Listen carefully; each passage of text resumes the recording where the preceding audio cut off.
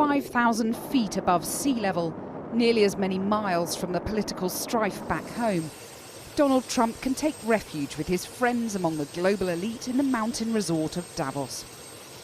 But he can't escape the teenage activist who's accused him and the rest of the world of leading us into a climate apocalypse. No helicopter here for Greta Thunberg, but she took her place early in the hall. Is Greta right on climate change, Mr. President? Oh, I'm a big believer in the environment. The environment to me is very important. Thank you. Why have you rolled back environmental regulations, Mr. President?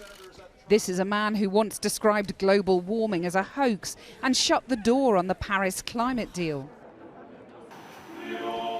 Welcomed on stage by musicians in full national dress, Trump did try out a new tune, winning applause by backing a plan to plant 1 trillion trees, the kind of big number he likes. But he soon returned to a more familiar theme. To embrace the possibilities of tomorrow, we must reject the perennial prophets of doom and their predictions of the apocalypse. He didn't name her, but he didn't need to. She put climate change on the agenda here, but as his impeachment trial formally began today, Trump used his platform as a dry run for re-election. Years of economic stagnation have given way to a roaring geyser of opportunity. U.S. stock markets have soared by more than 50% since my election, adding more than $19 trillion to household wealth and boosting 401ks, pensions, and college savings accounts for millions of hardworking families. The claims of economic prowess were in part spurious, but that's never stopped him before. Donald Trump has just disappeared down here, having given his speech here at Davos. He's thousands of miles away from the impeachment drama unfolding back home. But better face the climate heat here than the cold legal arguments in the US. Another corridor, another headline speaker. Greta, do you think President Trump is listening to you? Inside, she didn't hold back. 1 year ago, I came to Davos and told you that our house is on fire. I said I wanted you to panic.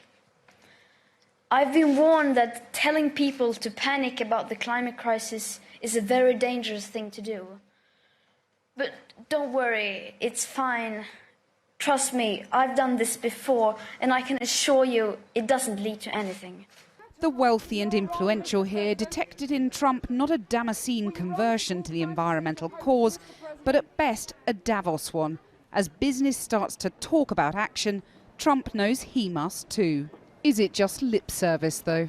Has committed to planting 1 trillion trees. That earned him a lot of applause. So I think that's really a good thing. On the other hand, I think it wasn't really the speech wasn't so appropriate for all other stuff.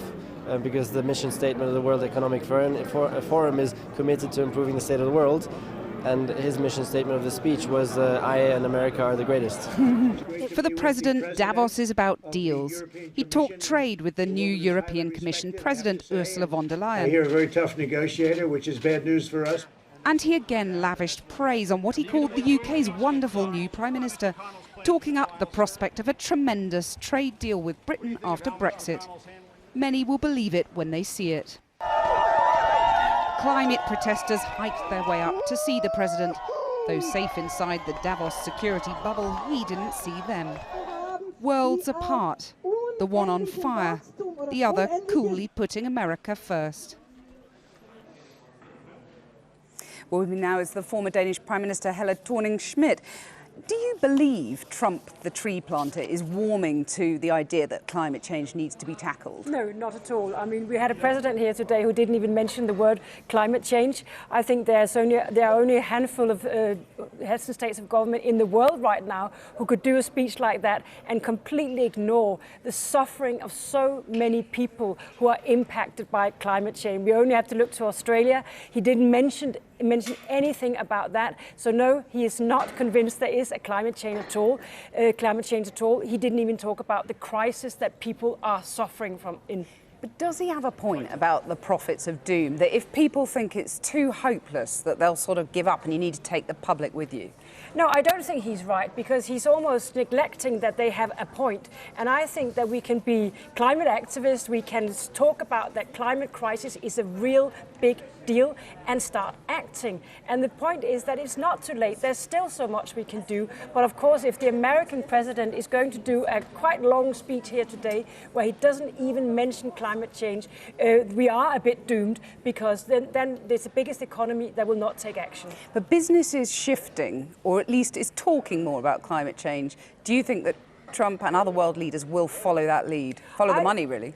To a certain degree, they have to. I mean, we're seeing big states in America right now which are shifting completely because they feel and see the climate change and the consequences of that. And we're also seeing big business doing the same. So I do think, but it's very sad to see political leaders being the last to change their mind. They're supposed to be leaders, and I didn't see Trump as a leader trying to go against climate change today. Well, Davos is usually about money, really, and a lot of money. Now, Donald Trump likes money. He's made no secret of that. He's been talking up the prospect of a deal with the EU and the UK on trade. Do you see either of those deals in the offing soon? No, not at all. I come from, I know a lot about trade deals, and I think it would be very, very hard to get a trade deal for the UK that both satisfies the biggest market for the UK, the European Union, and also satisfies the US. The European Union will be extremely conscious that they don't want a Singapore on Thames. They don't want a country next to the European Union which are lowering standards on environmental standards, social standards, and that's why this deal is going to be hard. And I think to do it at the same time as negotiating with the Americans will be actually impossible. But can't the UK play the EU and the US off against each other? No, I don't think they can, because I think as always, the EU will be very clear what they want, and they will be very clear that the UK cannot have their cake and eat it. And that means that you can't get a trade deal that allows all kinds of trade unless you live up to certain standards. We have very high standards in the European Union, and we will expect that if the UK wants to get trading access, that they have similar standards. And that would be a big deal when they want to do a trading deal with the Americans. Will it come down to a sort of fish for finance thing when it comes to the UK's deal with the EU specifically? Might the UK give a little bit on fishing rights in return for the EU giving a little bit on financial services rights? I mean, everyone will have to give something in the end. And this will be, of course, long negotiations, but it's very hard to do a trade deal. And the best trade deals that we have, for example, EU-Canada, it took a long time to get that just right. So if we want a good trade deal, it will take its time. So I think we have to, as in so many other cases, we have to see, is it quality we want or is it speed? Because it is quality where both parties are satisfied, it will take some time, and it will be difficult to do with the Americans at the same time. Put a date on it then. When do you think the UK might get an America deal and an EU deal? No, I'm not going to put a date on it. I think this is a hard thing, and this is something that we haven't discussed so much in the UK, how hard it actually is, because the EU will not accept that the UK is just there lowering standards. So they will say, if you want access with your products, you also have high standards. It's going to be years then. I think it's going to be years. Helle Thorning-Schmidt, thank you very much for joining us.